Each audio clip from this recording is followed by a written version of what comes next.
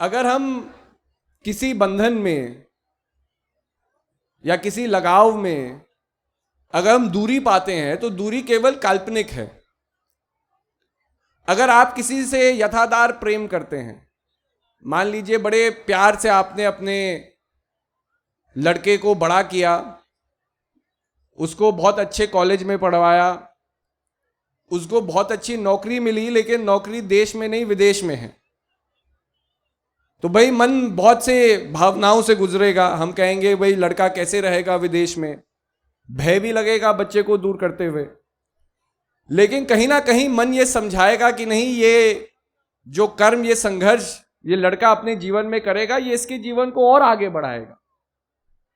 तो ये देखते हुए कि हमारे अपनों को कितना मिलता है, उसके लिए हम सैक्रिफाइस करते हैं, हम त्याग करते हैं। और जब आप किसी अच्छी चीज के लिए त्याग करते हैं तो वो त्याग नहीं होता है। आपने अपने बच्चे को विदेश भेज दिया, हजारों मीलों की दूरियां हैं, लेकिन मन से क्या मीलों की दूरियां आने से चिंतन खत्म हो जाता है? क्या हर सुबेरे आप उठेंगे, आप चिंता नहीं करेंगे कि आज हम घर में ये खा रहे हैं, हमारा लड़का क्या खा रहा होगा? आज हम ये पहन रहे हैं या ये त्योहार मना रहे हो गए, हमारे लड़के को दुख तो नहीं हो रहा होगा कि वो भारत देश से इतना दूर है, अपने परिवार से इतना दूर है? तो चिंतन अपने आप में एक ऐसा गहन विषय है जो दूरियों को समाप्त कर देता है, अगर प्रेम है।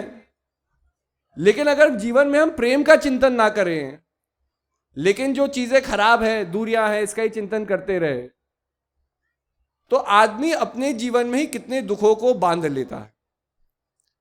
और यहीं पर महान पुरुष का सबसे बड़ा ज्ञान है। आप लोगों ने आदि गुरु शंकराचार्य जी का नाम सुना होगा। तो उनको उनके शिष्यों ने पूछा कि आदि गुरु शंकराचार्य जी, हमें यह बताइए कि संसार में दुख क्यों है? अगर जीवन को भगवान ने प्रेम से बनाया, आदमी को प्यार से बनाया, आदमी को इतने गुण दिए ताकि वो प्रभु के प्रेम को समझ सके, मतलब हर चीज प्रेम के आधार से हुई, तो आज हमारी संसार की वास्तविकता ये क्यों है कि हम सब दुखी हैं, कोई ना कोई किसी ना किसी चीज को लेकर के परेशान है? तो दुख का कारण क्यों है? अगर हर एक चीज प्रेम से निकली है या प्रेम उसका आधार है, तो दुख कहां से आ गया संसार में?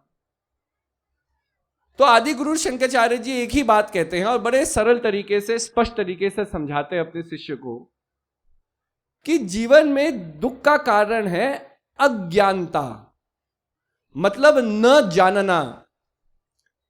मतलब हम संसार में आए, लेकिन क्यों आए ये हम नहीं जानते, किस लिए आए हैं ये नहीं जानते, क्या जीवन का हमारा मकसद होना चाहिए ये नहीं जानते।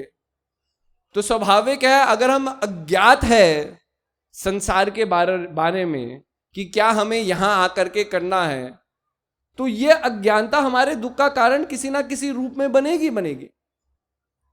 क्योंकि जीवन को जीते हुए हम जीवन के आधार को नहीं समझ पा रहे, और यह दूरी जो समझने में होती है यही दुख का कारण बनती है। अब एक छोटा सा उदाहरण आपको देता हूं।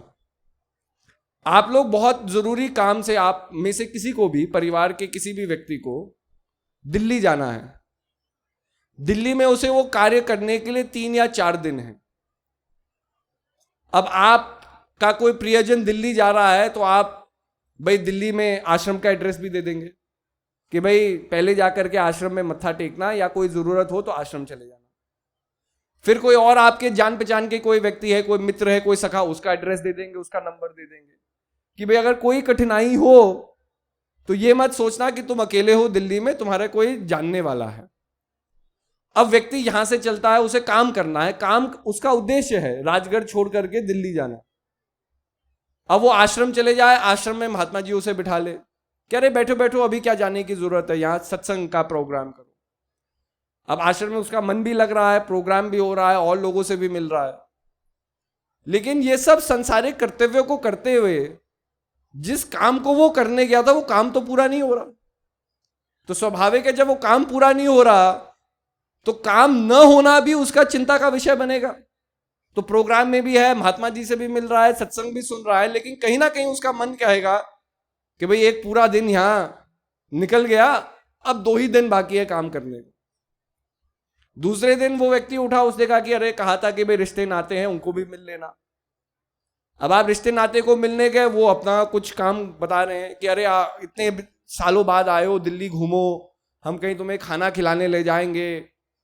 वो तुम्हें दिल्ली घुमा रहे हैं, दिल्ली दर्शन दे रहे हैं, दिल्ली देखते हुए भी तुम्हें बहुत मजा आ रहा है, लेकिन कहीं ना कहीं जो काम छूटा हुआ था वो एक चिंता का विषय बनेगा। और जैसे ही जैसे तुम्हारा वापस जाना होगा, वो चिंता और गहरी होती जाएगी। कैसे नहीं होगी? क्योंकि भाई 2 दिन है तो हम कह देंगे भाई कल कर लेंगे काम, परसों कर लेंगे। अब मान लिया 1 ही दिन बचा है, कल का दिन, उसके बाद आपको वापस जाना है, तो जो आखिरी दिन होगा आप कहोगे कि भाई किसी को फोन मत करो, कहीं मत जाओ, अपने आप को डिस्ट्रैक्ट मत करो, और पहले काम को खत्म कर लो। काम खत्म हो जाएगा, उसके बाद हम कुछ भी कर सकते हैं, दिल्ली घूमे, कहीं खाना खाने जाए, कहीं आराम से भी लेट जाए, कोई चिंता की जरूरत नहीं। ऐसे ही एक यात्रा को करके हम सब लोग कहीं ना कहीं से आए और इस पृथ्वी लोक में हमारा आना हुआ। अब एक नई यात्रा को हम यहां से शुरुआत कर रहे हैं, जो जन्म से शुरू होती है, चेतना से शुरू होती है। आपने श्वास ली, आपके अंदर चैतन्य प्रभु की कृपा हुई, आपके अंदर चैतन्य पैदा हुआ, और देखिए इस चैतन्य के द्वारा आप क्या कुछ नहीं कर सकते।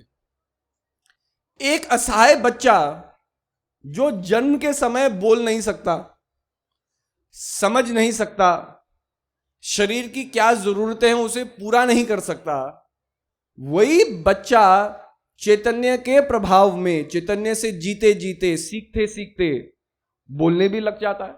और बोलता ऐसा है कि कोई वही छोटा बच्चा, उसके अंदर अगर कवि छिपा हो तो बड़े होकर के वो बहुत प्रसिद्ध कवि बन जाता है, जो केवल बोलने बोलने से रोगों की आत्मा को रुझाड़ दे।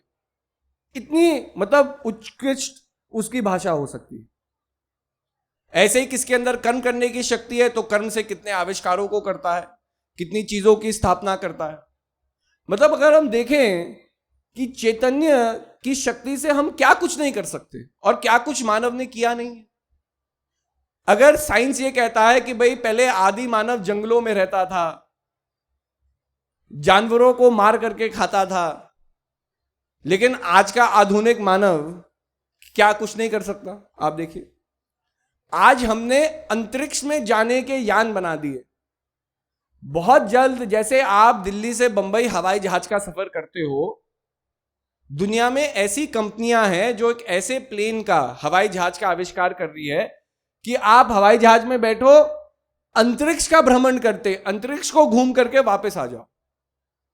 ये आविष्कार आज हो रहे हैं और बहुत जल्दी आपको पता चलेगा कि भाई ऐसी भी फ्लाइट है जो आपको अंतरिक्ष घुमा करके लिए।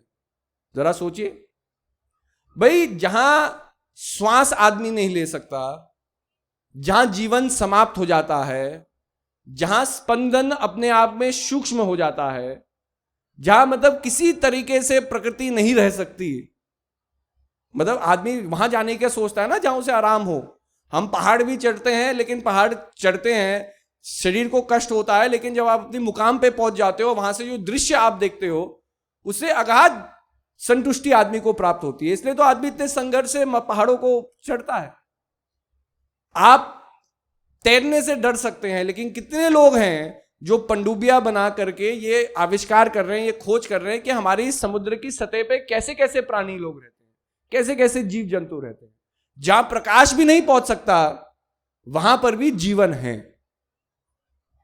तो कहने का अभिप्राय यह है कि जो असंभव से असंभव कार्य है, चेतना की शक्ति ने, मानव के संघर्ष की शक्ति ने उसे पूर्ण कर दिए, उसे संभव कर दिए। तो कहने का अभिप्राय है कि ये चेतना क्या है।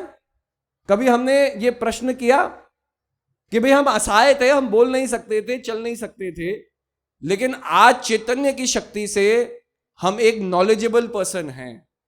हम किसी से वार्तालाप कर सकते हैं, किसी को 2 बातें समझा सकते हैं, किसी से बात करके 2 बातें सीख सकते हैं। और ये ऑटोनॉमस कंटिन्यूअस प्रोसेस है, हर पल आप किसी को समझा सकते हैं, किसी से सीख सकते हैं। तो मान लिया आपके अंदर कितना इनफाइनाइट पोटेंशियल छिपा हुआ है किसी चीज को केवल जानने का। अगर आप सीखना चाहें तो हर पल कोई नया विषय, कोई नई चीज का अध्ययन आप अपने जीवन में कर सकते हैं। अभी अगर आपको लगता है कि हमने बहुत पढ़ लिया, तो ये तो कुछ भी नहीं है। आदमी सोचता है भाई मैंने पीएचडी कर ली तो बहुत पढ़ लिया, तो पीएचडी तो एक विषय में ही की है ना आपने। ऐसे कितने हजारों विषय हैं जिसके ऊपर पीएचडी लोग कर रहे हैं। तो मतलब कितना जानना अभी बाकी है। लेकिन आदि गुरु शंकराचार्य जी के कहते हैं कि न जानना अपने जीवन के लक्ष्य को ही दुख का कारण, क्योंकि हम परम सत्ता को छोड़ के इस पृथ्वी लोक में आ गए, लेकिन अब यही नहीं जानते हमें क्या करना है। तो जिस तरह से दिल्ली चले गए और काम पूरा नहीं किया तो बेचैनी, जैसे जैसे जीवन आगे बढ़ता गया बेचैनी बढ़ती गई। इसी के लिए आज आप संसार में देखते हैं, ये नहीं आदमियों ने बहुत ऊंचे मुकाम को नहीं पाया है। अगर हम अंतरिक्ष तक पहुंच गए तो हमने पृथ्वी में ही क्या क्या कुछ नहीं कर दिया। कितने लोग बड़े से बड़े व्यापारी बन गए, बड़े से बड़ी फैक्ट्रियां लगा दी, न्यूक्लियर पावर प्लांट लगा दे कि अणु की शक्ति से हम बिजली बना रहे हैं, बिजली से हम और फैक्ट्रियों को चला रहे हैं। कितना हमने इतना बड़ा व्यवसाय सेटअप कर दिया। लेकिन एक बहुत बड़ा सेठ भी एक जीवन के मुकाम में आकर के अपने आप से प्रश्न करता है कि मैंने इतना सब कुछ कर लिया, लेकिन इतना सब कुछ करने के बाद मेरा जीवन संतुष्ट क्यों नहीं है। एक बड़े से बड़ा वकील 40 साल वकालत करने के बाद अपने आप को असहाय पा सकता है। ऐसा क्यों होता है? क्योंकि जो हमें करना चाहिए वो हम नहीं कर रहे हैं, और चीजें तो कर रहे हैं। हम दिल्ली गए, हमने कुतुब मीनार देख लिया, हमने लाल किला देख लिया, हमने अक्षरधाम आश्रम देख लिया, ये सब चीजें देख ली। लेकिन जो काम के लिए हमें भेजा गया था, जब तक वो काम पूरा नहीं करोगे तब तक ये सब भोग हैं और भोग में संतुष्टि प्राप्त नहीं होगी। इसी के लिए महान पुरुष आदि गुरु शंकराचार्य जी कहते हैं कि सबसे पहले ये जानो कि जीवन का क्या उद्देश्य है, और जब उस उद्देश्य को पूरा कर लोगे उसके बाद जीवन में जो कुछ भी पाओगे, जो भी भोगों के थ्रू आप जाओगे, वो जीवन में आपको दुख नहीं देगा।